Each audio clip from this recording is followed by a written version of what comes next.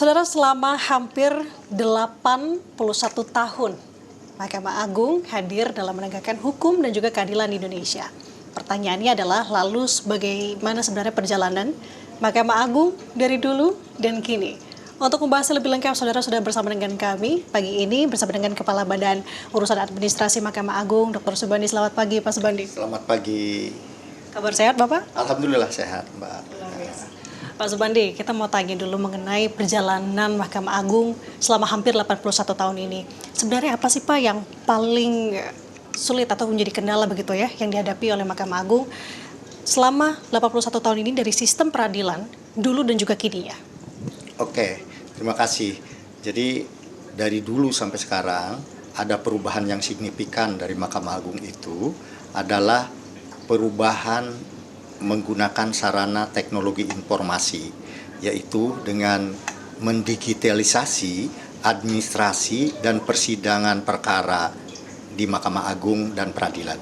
Oke, jadi digitalisasi jadi salah satu kunci perubahan dulu dan juga kini. Kita tahu memang Mahkamah Agung kan cukup punya banyak inovasi digitalnya, e-court, e-berpadu, smart majelis, sampai dengan court live streaming begitu, Pak. Lalu bagaimana Mahkamah Agung bisa menggunakan transformasi digital itu atau digitalisasi saat ini untuk bisa meningkatkan pelayanan masyarakat? Ya, diawali pada tahun 2010, Mahkamah Agung meluncurkan namanya CTS, Case Tracing System. Masyarakat bisa mengecek sampai di mana perjalanan dari suatu perkara. Kemudian bertransformasi pada tahun 2012 menjadi SIPP, Sistem Informasi Penelusuran Perkara. Nah, di mana itu interaksi antara masyarakat dan pegawai Mahkamah Agung serta peradilan, ya hakim di dalamnya, menjadi alat kerja buat mereka. Pada tahun 2018, Mahkamah Agung meluncurkan aplikasi e-court, ya, e-court. Nah, di situ lahir bahwa gugatan itu dokumen majukan gugatan ikut untuk perkara perdata menggunakan e-filing, ya. Jadi tidak lagi datang tadi ke pengadilan, tetapi cukup mengupload. Kemudian e-summon, ya, jadi panggilan kepada para pihak pun bisa menggunakan elektronik, ya. Tidak lagi menggunakan jurusita melalui elektronik. Nah, yang ketiga fitur dari e-court itu adalah payment, pembayarannya otomatis dihitung berapa besarnya biaya perkara untuk perdata ini. Jadi langsung bisa dibayar secara elektronik, ya.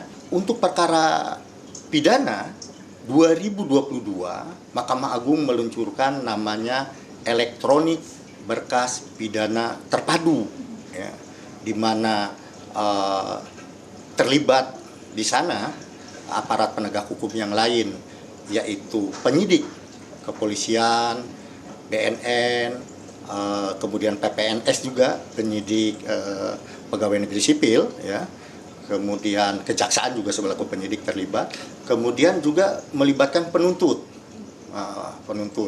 Penuntut itu bisa kejaksaan maupun KPK dan lembaga pemasyarakatan di Kementerian Hukum itu bergabung di dalam aplikasi e-berpadu. Perkembangan teknologi artificial intelligence juga kita ikuti. Mahkamah Agung saat ini sudah menggunakan teknologi artificial intelligence itu dalam hal penunjukan majelis hakim. Jadi penunjukan majelis hakim namanya aplikasi Smart Majelis. Komprehensif sekali, Pak Subandi, sudah menggambarkan bagaimana sebenarnya Mahkamah Agung dulu dan kini dengan tadi digitalisasinya.